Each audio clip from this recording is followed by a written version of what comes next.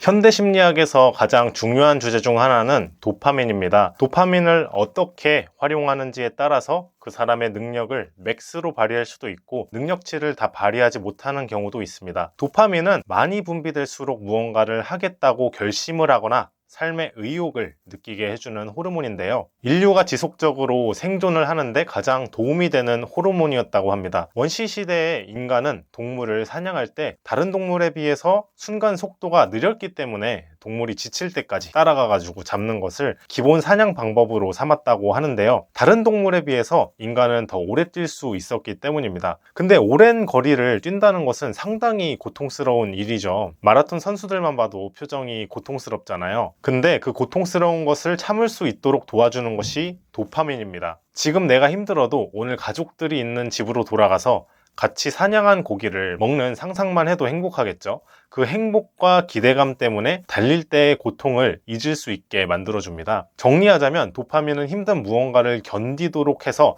생산적인 일을 하도록 도와주는 통제회로와 쾌락을 즐기는 욕망회로에 영향을 줍니다. 도파민이 일반 대중들에게 잘 알려지게 된 계기는 1954년 신경과학자 제임스 얼스의 실험을 통해서입니다. 쥐의 뇌 깊숙이 전극을 심고 레버와 전극을 연결해서 레버를 이렇게 누르면은 전극을 통해서 뇌의 특정 부위, 쾌락을 느끼게 하는 부위에 전기를 가해지도록 설계를 했습니다. 쥐는 전기가 가해질 때마다 어떠한 쾌락을 느끼게 되는데 놀라운 것은 쥐들을 가둬놓고 물과 먹이를 충분히 주는데도 불구하고 계속 레버만 눌렀다는 것입니다. 굶어 죽을 정도로요. 결국에는 아무것도 먹지 못하다가 탈진을 하게 됐고 대부분의 쥐들이 레버만 누르다가 사망을 했습니다. 쾌락에 중독이 되어버려서 삶을 완전히 상실해버린 것입니다. 근데 21세기 인류에게는 레버가 될 만한 것들이 너무 많죠. TV, 드라마, 게임, 배달음식, 스마트폰 등등 도파민을 끊임없이 분출하게 만드는 요소들이 주변에 너무 많습니다. 그렇다면 여기서 궁금하실 수 있는 게 레버를 많이 눌러서 도파민을 나오게 하는 것은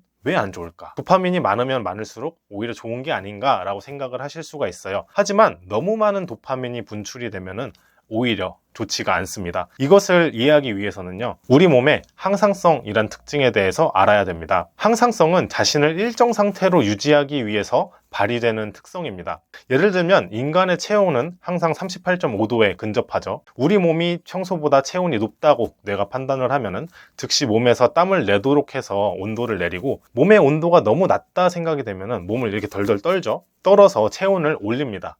이것이 모두 항상성 때문인데요. 도파민이 너무 많거나 너무 적어도 이 항상성이 작용이 됩니다. 이런 항상성이 있기 때문에 우리 뇌는 너무 많은 도파민이 분출되면 도파민을 평범하게 분출되는 상태로 되돌리려는 자생적인 노력을 합니다. 그게 뭐냐면요, 첫 번째는 일단 쾌락에 둔감해지기, 두 번째는 고통을 더 예민하게 느끼기입니다. 쾌락적인 행위를 해도 그것에 둔감해지면은 도파민이 적게 분출이 되고, 고통을 받을 때 평소보다 더 고통을 크게 느낀다면 평소 수준으로 도파민의 수치가 유지가 되기 때문입니다. 자, 예를 들어서 게임에 중독이 돼서 도파민이 분출이 많이 되는 상황을 한번 얘기를 해볼게요. 처음에는 하루 2시간 정도의 게임으로 충분했었지만 이 도파민이 너무 넘치게 되면은 우리 뇌는 쾌락에 둔감해져서 더 많은 시간의 게임을 해야지 그 만족이 됩니다. 또 주변에서 게임을 못하도록 나를 방해하는 자극들이 있으면 쉽게 짜증을 내게 됩니다. 이렇게 쾌락적인 자극에는 둔감해지고, 이와 동시에 고통에 대한 민감치는 서서히 높아집니다.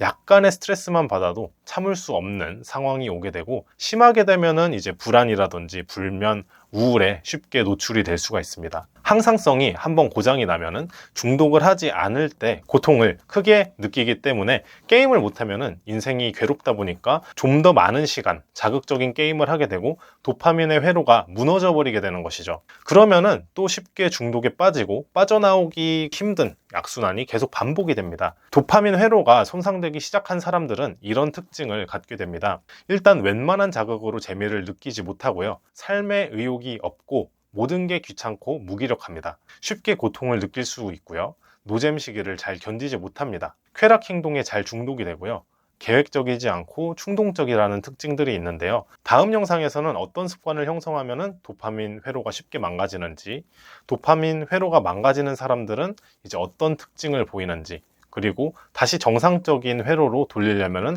어떻게 습관 형성을 해야 될지에 대해서 다뤄보도록 하겠습니다.